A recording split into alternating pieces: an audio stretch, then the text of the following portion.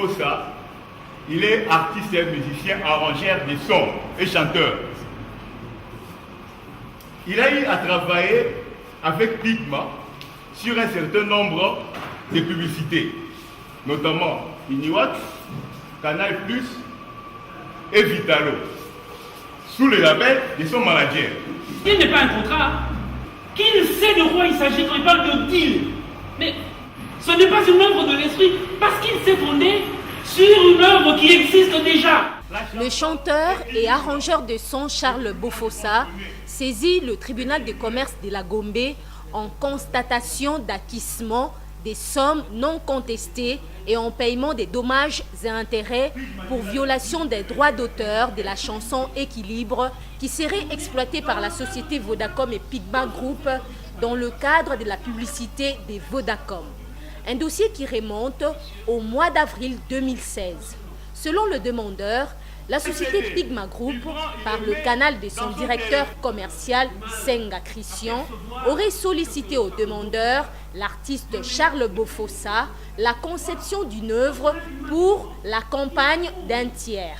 Les avocats du demandeur soutiennent que leur client, Charles Bofosa, aurait conçu, composé et produit la chanson Équilibre, mais en outre aurait envoyé au directeur commercial de la société Pigma pour écoute afin de conclure un contrat.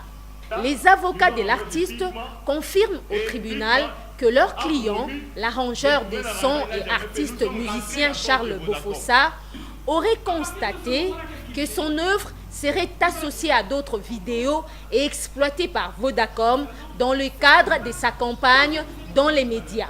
Charles Bofosa vient au tribunal de commerce de la Gombe solliciter la condamnation des assignés aux dommages et intérêts de 750 000 $ américains pour exploitation abusive et frauduleuse de son œuvre. Notre client a conçu, composé et enregistré et masterisé.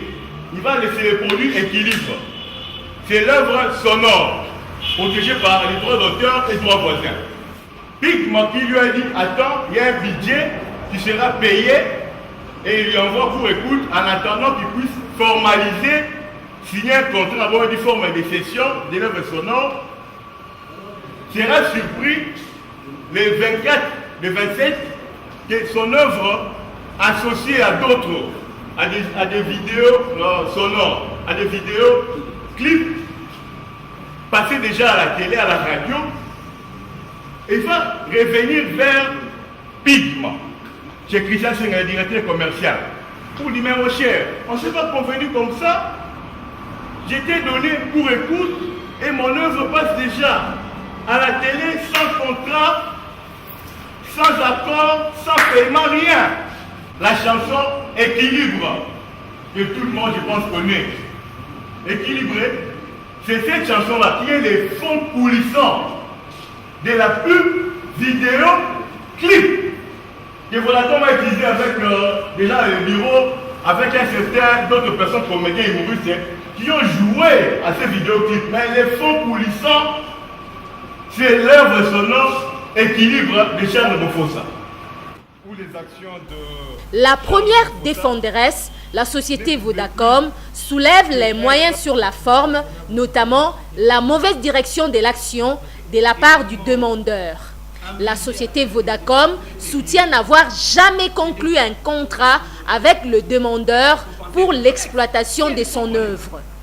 L'audience de ce jour ne va pas faire en sorte que Charles Bofosa puisse se faire connaître, et surtout qu'il y a des caméras dans la salle, qu'il a des échanges avec Vodacom. Il n'y en a pas. Il n'y en a pas. Vous avez même suivi les correspondances de Vodacom que Charles Bofosa a mal dirigé son action. Il n'y a aucun compte à rendre à Charles Bofosa. Même moyen soutenu par le deuxième défendeur, la société Pigma Group. Son conseil soulève le défaut de qualité du demandeur. Pigma soutient qu'il aurait signé un contrat avec une tierce personne, sans qu'était Christian Dikoshi, le propriétaire du concept Équilibre, dont le demandeur réclame la propriété. Pigma Group soutient en outre n'avoir jamais signé un contrat avec le demandeur, mais plutôt d'un deal reposant sur l'interprétation d'une œuvre déjà existante qui est la propriété des Sankete Christian. Pigma, en date du 24 février, signe un contrat avec celui qu'on appelle Dikouche. C'est son pseudonyme, Monsieur Sankete Christian, pour justement servir à l'élaboration de ce qui allait devenir la publicité Équilibre.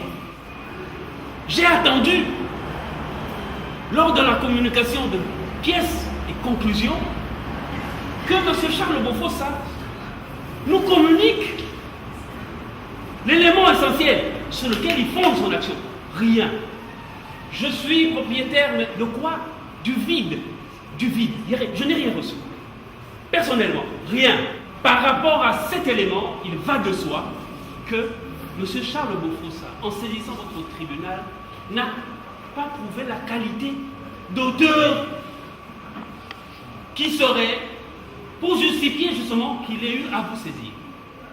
Par rapport à cet état de choses, je me suis limité à dire que son action doit être déclarée irrecevable pour défaut de qualité dans son chef. Que M. Charles Bofossa, aujourd'hui, ne peut pas saisir votre tribunal au motif qu'il serait auteur, compositeur de la chanson Équilibre. Parce que cette chanson Équilibre, je parle de la chanson Équilibre, qui fait partie du concept Équilibre, est bel et bien la propriété de M. Sankete Christian. Je vous ai produit tout à l'heure la publicité sur base de laquelle il s'est fondé pour composer la musique qui lui a été demandée par Pigma. Monsieur Bofossa ne peut pas se prévaloir de cette composition comme étant une œuvre de l'esprit. Mais ce n'est pas moi qui le dis, moi je me fonde sur la loi. Charles Bofossa, lorsqu'il saisit votre tribunal à l'égard de la société Vodacom, c'est à dessein qu'il le fait. Il n'y a aucune raison de droit. Aucune. Pour la simple et bonne raison, je viens de vous prouver, tant dans le contact que dans l'exécution de ce qui lui a été demandé, nulle part n'est intervenue la société Vodacom. Nulle part. Nulle part. Mais bon, parce qu'on a flairé le bon filon, on se dit oui, nous avons l'occasion de nous faire un peu de beurre. C'est comme ça que le langage de la cité est utilisé. Mais si nous sommes devant un tribunal de droit, un tribunal responsable, qui ne va pas vous allouer n'importe quoi, parce que vous êtes Charles Bofossa et que vous savez torturer les faits. Non. Il va de soi que, se fondant sur l'action ou les actions que M. Charles Bofossa a initiées par devant le tribunal, vous constaterez qu'il a mal dirigé son action, principalement sous le 4704. C'est lorsque nous lui avons opposé ce moyen que M. Charles Bofossa s'est comporté comme l'a décrit tout à l'heure Vodacom et va initier la seconde action sous le 5100.